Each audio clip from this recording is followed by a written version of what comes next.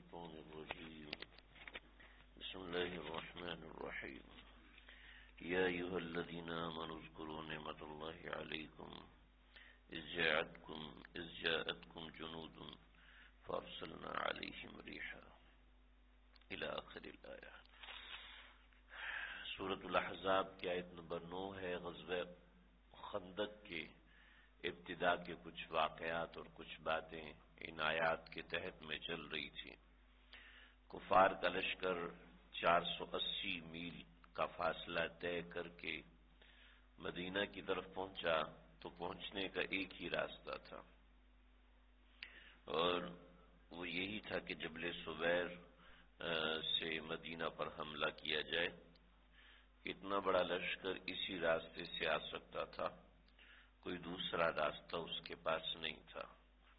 جب یہ لوگ یہاں پہنچے تو دیکھا کہ بہت بڑی خندق ان کے سامنے کھدی ہوئی ہے اور یہ ایک نیا جنگ کا طریقہ تھا. خندق کے پار جنگ کرنے کا طریقہ یہ ہوا کرتا تھا کہ دور پھینکنے والی چیزوں سے جنگ کی جاتی تھی. چنانچہ مسلمانوں نے وہ تمام سامان جمع کیا ہوا تھا جو دور پھینک کر دور سے جنگ لڑنے کا سامان ہوتا ہے. چنانچہ تیر, پتھر, آتش گیر مادہ, آگ لگانے والی چیزیں جو کہ دور سے مار کی جاتی ہیں, یہ مسلمانوں نے اکٹھا کیا ہوا تھا. اور کفار تو آئے تھے کہ ہم 10,000 لوگ ہیں, صرف چلنا شروع کر دیں تو سب کو کچل کے رکھ دیں گے. تو ان کے پاس تو کچھ اس طرح کا مقابلے کا سامان تھا نہیں کہ ہم نے دور رہ کے مقابلہ کرنا ہے. تعداد بڑی ہے, ہم تو دو بدو مقابلہ کریں گے, یعنی آمنے سامنے مقابلہ کریں گے. جب یہ دیکھا کہ اتنی بڑی خندق ہے, اس کو اگر پار کیا جائے تو 10,000 لاشیں اندر پوری آ جائیں گی, تو یہ لوگ یہاں پر رک گئے اور پڑاؤ ڈالا. روایت کے مطابق 20 راتوں سے اوپر, بعض روایت کے مطابق 27 دن, بعض روایات کے مطابق کچھ ایسے معاملات. تو آپ علیہ الصلوۃ والسلام اور صحابہ کرام نے خندق کے اس طرف وقت گزارا, یعنی مدینہ کی طرف, اور کفار نے خندق کے دوسری طرف. ابتدا میں انہوں نے کچھ پتھراؤ کرنے کی کوشش کی, تیر چلانے کی کوشش کی, لیکن تیر چلاتے کس پر؟ صحابہ سامنے تو نہیں کھڑے تھے کہ وہ مقابلے میں آتے اور کچھ ایسا ویسا ہوتا. لیکن محاصرے میں مسلمانوں کو ایک تکلیف تھی کہ مسلمانوں کی تجارت رکی ہوئی تھی. یعنی جو باہر سے سامان آنا تھا اور مسلمانوں نے بیچنا تھا, اور باہر کے قافلے آتے تھے, وہ گندم لے کے آتے یا دوسری جو لے کے آتے یا گوشت لے کے آتے, اس طرح کی کوئی بھی چیز لے کے آنا جو تھا وہ مسلمانوں کا بند ہو چکا تھا. اور اسی طریقے کے دوسری چیزیں جس سے مسلمانوں کو نفع ہوتا تھا اور تجارتی سامان آگے بڑھ سکتا تھا, وہ چیز گھاٹے میں تھی, جس کی وجہ سے مدینہ والے کافی فاقے اور تکلیف میں وقت گزار رہے تھے. دوسری طرف مسلمانوں نے خواتین اور بچوں کو ایک قلعے میں کر دیا کہ وہ سب اجتماعی طور پر رہیں. اگر خدا نخواستہ دشمن کسی طرف سے حملہ کرتا ہے تو مسلمانوں کے جان مال کی اور ان کے خاندان والوں کی اس طریقے سے حفاظت رہے. اتنا بڑا لشکر تھا. ان میں ایک شخص تھا عمر ابن عبد ود. عمر ابن عبد ود مکہ کا بڑا خونخوار جنگجو سمجھا جاتا تھا. بعض روایات کے مطابق ایسا ہے کہ اس کو 500 بندوں کے برابر سمجھا جاتا تھا, لیکن جب غزوہ بدر میں اس کو مار پڑی اور یہ شدید زخمی ہو گیا تو پھر اس کی یہ حیثیت ختم ہو گئی. لیکن اب اس کو جوش تھا کہ میری تو عزت ساری ختم ہو چکی ہے, میرا روب عرب میں تھا کہ میں بہت بڑا جنگجو ہوں, یہ بھی ختم ہو چکا ہے. تو اس نے کہا کہ میں نے اپنا یہ روب دوبارہ قائم کرنا ہے, اور ظاہری بات ہے انسان اپنی عزت بنانے کے لیے کچھ بھی کرتا ہے. تو اس نے اپنے ساتھ 6, بعض روایت کے مطابق 5 بندے, اس نے اپنے ساتھ 5 بندے لیے. نباش ابن قیس تھے اور کچھ دوسرے لوگ تھے, تو 5 اور بندے لیے, اور یہ 5 بندے اس کو ملا کے انہوں نے خندق کا ایک مقام دیکھا جہاں سے خندق آسانی سے پار ہو سکتی تھی, اور مسلمان غفلت میں تھے، تو وہاں سے اس نے اپنے 5 بندوں کے ساتھ خندق پار کی۔ یہ واقعہ ایک ایسے ہی واقعہ ہے جیسے میں سنا رہا ہوں، ورنہ بعض حضرات نے اس کو عجیب و غریب رنگ دیے ہیں اور بڑے عجیب و غریب قسم کی باتیں کی ہیں۔ عمر ابن عبد ود کا رعب بدر میں ٹوٹ چکا تھا۔ بعض حضرات نے حضرت علی کرم اللہ وجہہ کے مناقب کو زیادہ اونچا دکھانے کے لیے عامر ابن عبد ود کو بہت بڑھایا کہ یہ 500 کے برابر ہو، ایسے تھا اور ویسے تھا۔ اس نے آ کر للکار لگائی، یعنی مبارزہ کیا کہ کوئی ہے جو میرے مقابلے میں ہے، تو ابو بکر صدیق نے منہ چھپا لیا، حضرت عمر فاروق نے منہ، استغفر اللہ، ایسی بیکار قسم کی باتیں ہیں۔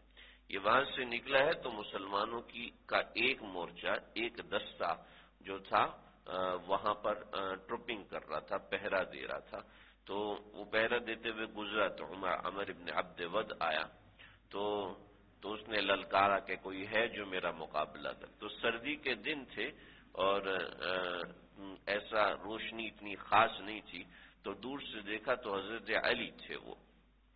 تو سیدنا علی کرم اللہ وجہہ نے کہا کہ تم عمر ابن عبد ود ہو؟ کہا جی ہاں۔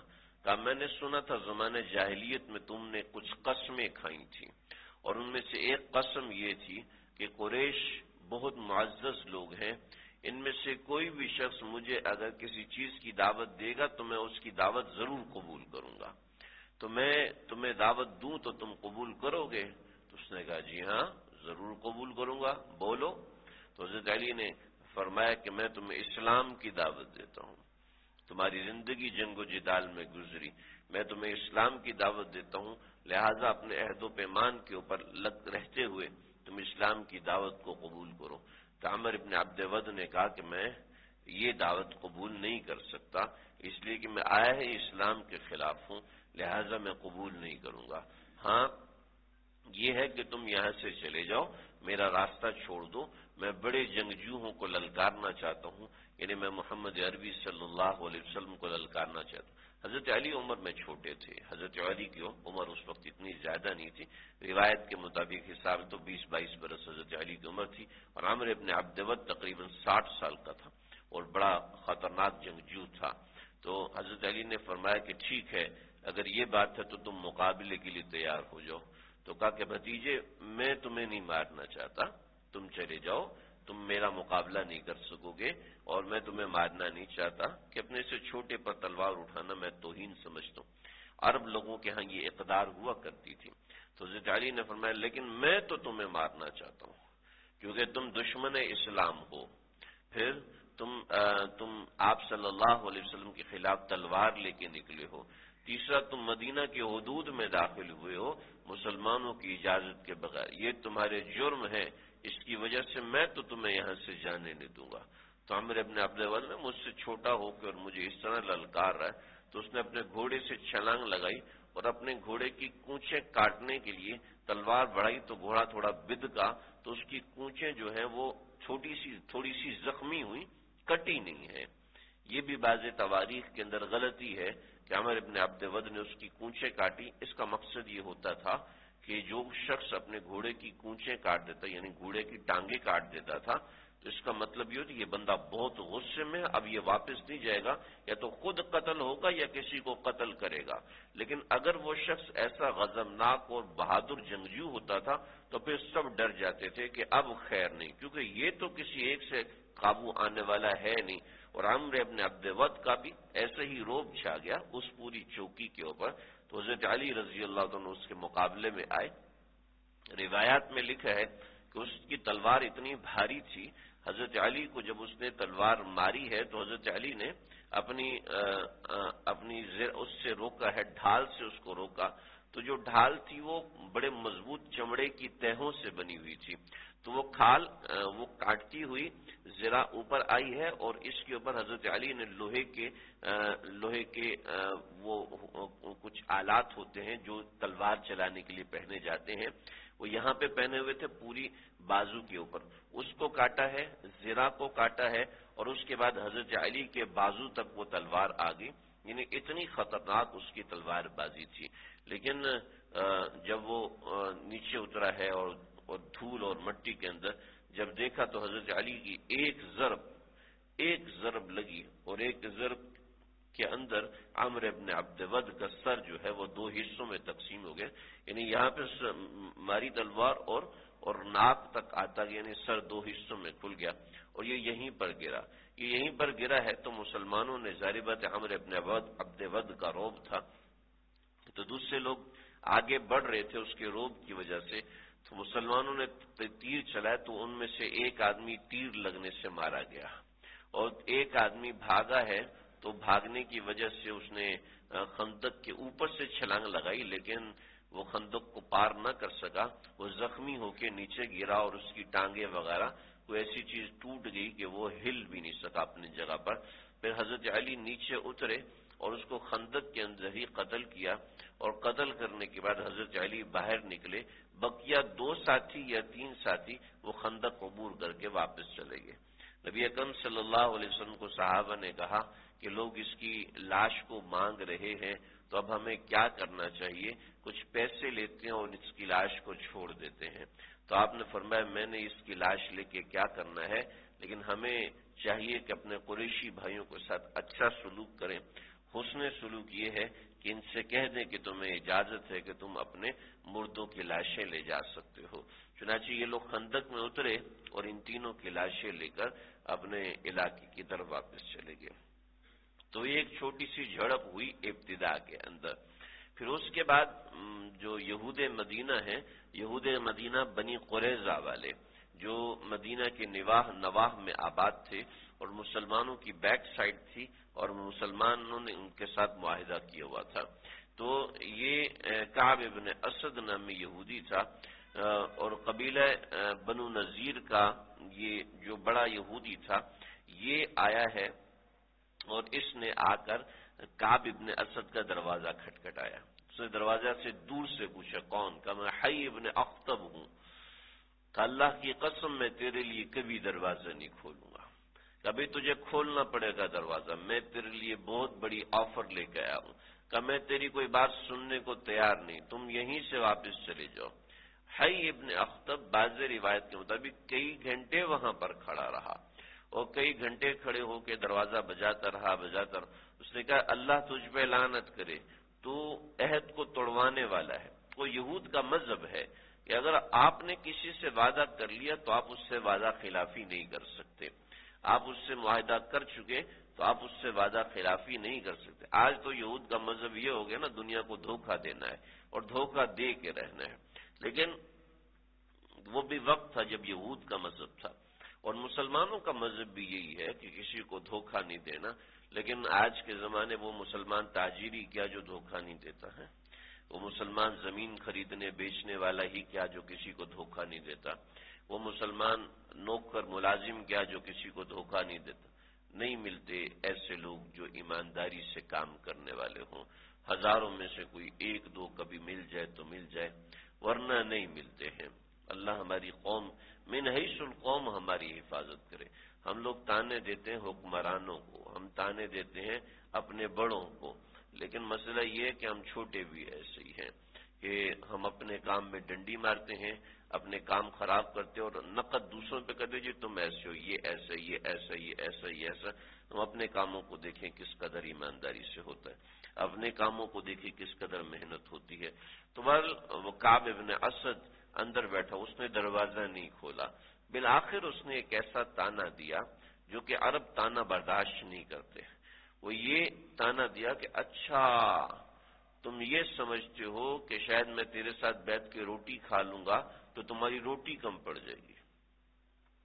عرب لوگوں میں یہ دستور تھا کہ رات گھب اندھیرے میں سحر کے وقت کوئی دروازہ کھٹکھٹاتا کبھی بھی نہیں کھولتے تھے، لیکن اگر کوئی دروازہ کھٹکھٹاتا اور کہتا کہ میں مہمان ہوں مجھے کھانا کھانا ہے تو اب کوئی اس کے لیے دروازہ بند نہیں کرتا تھا۔ کوئی کہتا میں نے آپ کے پاس رات گزارنی ہے، کوئی کبھی نہیں ہو سکتا کہ کوئی دروازہ نہ کھولے، یہ عربوں کا دستور تھا، مسلم تھا۔ چنانچہ اگر کوئی کسی ڈاکو کے گھر میں بھی جا کے دروازہ بجا دیتا تھا تو ڈاکو بھی اس کا اکرام کرتا تھا، اور ایسے ہی کبھی کوئی ڈاکو کسی کے دروازے پہ آ کے مہمان ہونے کا دھوکہ کبھی بھی نہیں دیتا تھا. یہ ان کے بھی رواج تھے اور یہ ان کے طریقہ کار تھے. وہ اس سے کبھی نہیں ہٹتے تھے. ان کے ڈاکو، ان کے چور، ان کے دشمن بھی کبھی یہ نہیں کہتے تھے. جو جان کا دشمن تھا وہ کبھی بھی یہ نہیں کہتا تھا میں مہمان ہوں، اندر آیا اور سر قلم کیا اور بھاگ گیا. نہیں، وہ آتا تھا، مقابلہ کر کے مارتا تھا، چاہے کتنا بڑا دشمن ہے. یہ ان کی اقدار تھی، یہ ویلیوز تھیں. یہ ہمارے وہ قوم غیرت مند تھی. آج کل ہمارے ہاں ہماری اقدار کچھ بھی نہیں رہی، کوئی ہماری اقدار نہیں رہی. یعنی ایک مسلمان ہونے کے ناطے کچھ ایک قوم ہونے کے ناطے کچھ ویلیوز ہوتی ہیں نا. ہمارے ہاں الحمدللہ ذالک علی ذالک، اس بات پہ جتنا اللہ کا شکر ادا کیے جائے کم ہے کہ ہم سب مسلمانوں کی ایک اقدار ضرور ہے کہ ہم نبی اکرم صلی اللہ علیہ وسلم کی شان کے اوپر کوئی سودا نہیں کرتے. کوئی سودا من حیث القوم یا ہو یا من حیث الفرد ہو، سر پہ ٹوپی والا ہو یا سر پہ پف رکھے ہو، جسم کے اوپر شلوار قمیض پہنی ہو یا جسم پر پینٹ شرٹ پہنی ہو یا ننگا پھر رہا ہو، لیکن وہ پیغمبر صلی اللہ علیہ وسلم کی اقدار پہ کوئی دھوکہ نہیں، کوئی سودا نہیں کرتا. یہ بن حیث القوم الحمدللہ ہمیں اس بات پہ فخر ہے. تو جیسے ہماری ایک ویلیو ہے نا، یہ ہماری ایک ویلیوز میں سے ایک ہے. ایسی عرب کی بہت سی ویلیوز تھی کہ وہ ان چیزوں پہ کبھی بھی کمپرومائز نہیں کرتے تھے. چنانچہ کعب بن اسد نے اچھا یہ دروازہ کھول دیا. جب دروازہ کھولا تو کھانا دیا اور کھانا پیش کیا، اور اس وقت کھانا کھاؤ لیکن میں یہاں سے اٹھ رہا ہوں. تو ظاہر بات مہمان کو اکیلا نہیں چھوڑا جاتا. تو اس نے باتوں میں کہا کہ دیکھو میں سیلاب کی طرح کا لشکر لے کر آیا ہوں، اور اتنا بڑا لشکر ہے اور یہ ہماری طاقت ہے. ابو سفیان ہے، عیینہ بن حصن ہے، فزارہ قبیلہ ہے، فلاں فلاں فلاں فلاں فلاں فلاں، یہ سارے قبیلے میرے ساتھ ہیں. تم ہمارے ساتھ، تم محمد صلی اللہ علیہ وسلم کے ساتھ عہد شکنی کر دو تو ہم پیچھے سے تمہاری طرف سے حملہ کر دیں گے، اس سے ہماری بچت ہو جائے گی. اور یقین رکھنا کہ ہم تمہارے قبیلے کے کسی ایک بندے پر بھی خراش نہیں آنے دیں گے. اور اگر تم مدد نہیں کرو گے تو دیکھو اتنا بڑا لشکر ہے مسلمانوں کا، اتنا بڑا لشکر ہے کافروں کا. یہ سارا کا سارا لشکر پہلے تو محمد ان کے ساتھیوں کو قتل کرے گا، نعوذ باللہ من ذالک، اور اس کے بعد تمہارے قبیلے کے کسی ایک فرد کو بھی نہیں چھوڑے گا. تو کعب بن اسد کہنے لگا چاہے کچھ بھی ہو جائے، تم مجھے مار دو، میرے بچوں کو مار دو، میرے فوج کو مار دو، میرے سارے قبیلے کو ختم کر دو، لیکن میں محمد صلی اللہ علیہ وسلم کا ساتھ کبھی بھی نہیں چھوڑوں گا. تم جیسوں کا ساتھ پانے کی بجائے میں محمد صلی اللہ علیہ وسلم کے ساتھ ختم ہونا اس کو پسند کرتا ہوں. لیکن وہیں پر بیٹھا رہا حی بن اخطب، کیونکہ اس نے اتنے بڑے لشکر جمع کیے تھے.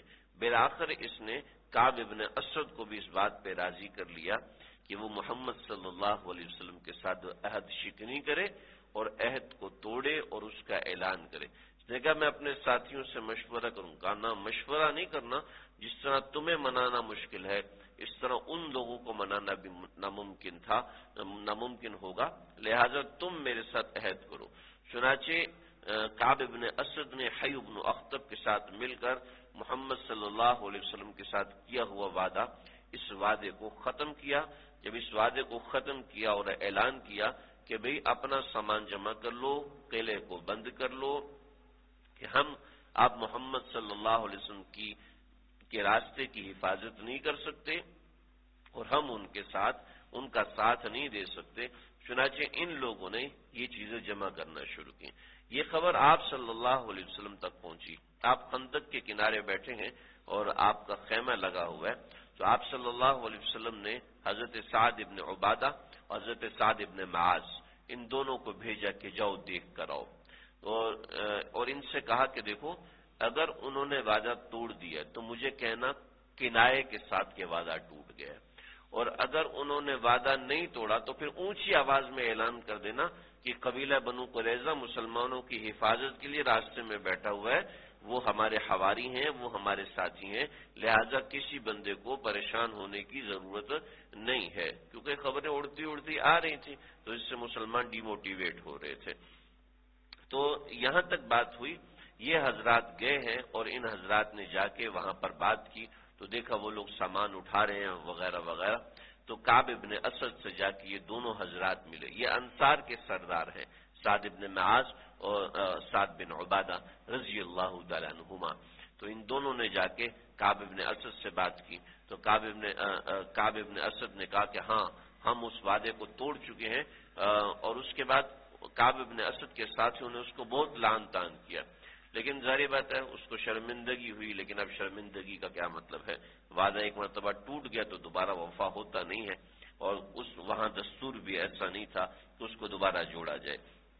چنانچہ یہ حضرات کعب ابن اسد سے لڑے تو دوسرے جو صحابہ ساتھ تھے انہوں نے کہا کہ اب لڑنے کا کوئی مطلب نہیں ہے، اور ان کے درمیان کلام ہوا اور گالیاں بھی دی گئی، تو ان کا بھی اب یہ گالیوں کے مستحق نہیں ہے، اب یہ ہماری تلواروں کے مستحق ہیں، اب ہم ان کو نہیں چھوڑیں گے۔ یہاں تک ایک بات ہوئی، یہ حضرات واپس آئے تو پھر آپ صلی اللہ علیہ وسلم نے حضرت زبیر ابن عوام کو بھیجا کہ جاؤ اور قریظہ کی حالت دیکھ کر آؤ۔ اللہ کے نبی کے ساتھ کیا معاملات ہیں، کون سی بات کس موقع پر کس وجہ سے ارشاد فرما رہے، بڑے دقیق مطالعے کے بعد بھی سمجھ میں نہیں آتی، سوائے اس بات کے کہ وما ينطق عن الهوى، اللہ کے نبی جو بولتے ہیں اللہ کے اشارے سے بولتے ہیں۔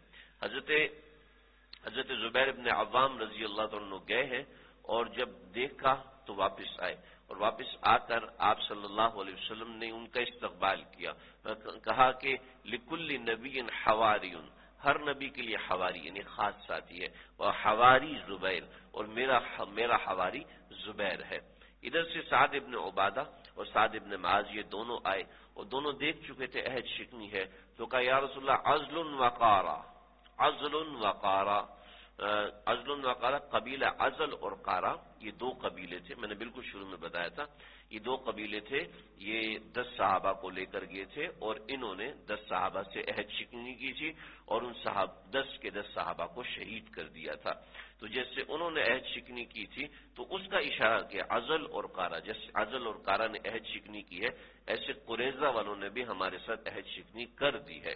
اب آپ صلی اللہ علیہ وسلم نے جب یہ حالت دیکھی تو مسلمانوں میں یہ بات پھیلی، اور شدید پریشانی کہ پیچھے سے اب یہود ہمارے حواری نہیں رہے، یہ ہمارے مد مقابل ہو کے کھڑے ہو گئے، اور آگے سے یہ لوگ ہیں، اگر وہ پیچھے سے حملہ کریں گے، ہم پیچھے جائیں گے تو خندق آگے خالی ہو جائے گی، تو یہ آ جائیں گے، پھر اگر ہم آگے سے ان کو روکتے ہیں تو پیچھے سے جو یہود ہیں وہ آ جائیں گے، تو یہ پریشانی تھی۔ اذ جاؤکم من فوقکم ومن اسفل منکم، جب یہ تمہارے اوپر سے بھی آئے اور آگے سے بھی آئے اور پیچھے سے بھی آئے۔ اس کو نبٹنے کے لیے 2 کام آپ صلی اللہ علیہ وسلم نے کیے، اور بڑے زبردست کام، لیکن صحابہ کرام نے جو کام کیا وہ اس سے بھی آگے زبردست اور خطرناک، یعنی تاریخ کے اندر وہ کلمات سونے کے حروف سے لکھنے کے قابل ہیں کہ آپ صلی اللہ علیہ وسلم نے عیینہ بن حصن کو بلایا اور چند دوسرے فزارہ قبیلے کے سرداروں کو بلایا، کہا کہ جاؤ ان کو لے کر آؤ۔ چنانچہ یہ دشمن کے لشکر میں تھے اور ان کو بلا کے لائے، اور ان سے کہا کہ بھئی ہم مدینے کی 1/3 کھجوریں تمہیں دیں گے، تم ایسا کرو کہ اپنے لشکر کو واپس لے جاؤ، اپنے لشکر کو واپس لے جاؤ۔ جب اب آدھا لشکر واپس جائے گا تو ظاہر بات ہے سامنے والے لشکر میں پھوٹ پڑے گی، یہ آپس میں جھگڑیں گے، ہم ان سے نمٹ لیں گے، اور اس کے بعد ہم سامنے والوں کے پاس چلے جائیں گے۔ یہ تدبیر آپ علیہ السلام نے لگائی۔ عیینہ بن حصن بیٹھا ہوا، یہ عیینہ بن حصن بعد میں مسلمان ہوا، لیکن اس کے بعد یہ بڑے عجیب واقعات ہوئے، 28ویں بارے میں بڑا تفصیلی قصہ ہے۔ اور اس کے بعد دوسرا یہ لکھا گیا، اور ابھی مہر نہیں لگائی تھی، یعنی مہر لگنے والی تھی کہ سعد بن عبادہ اور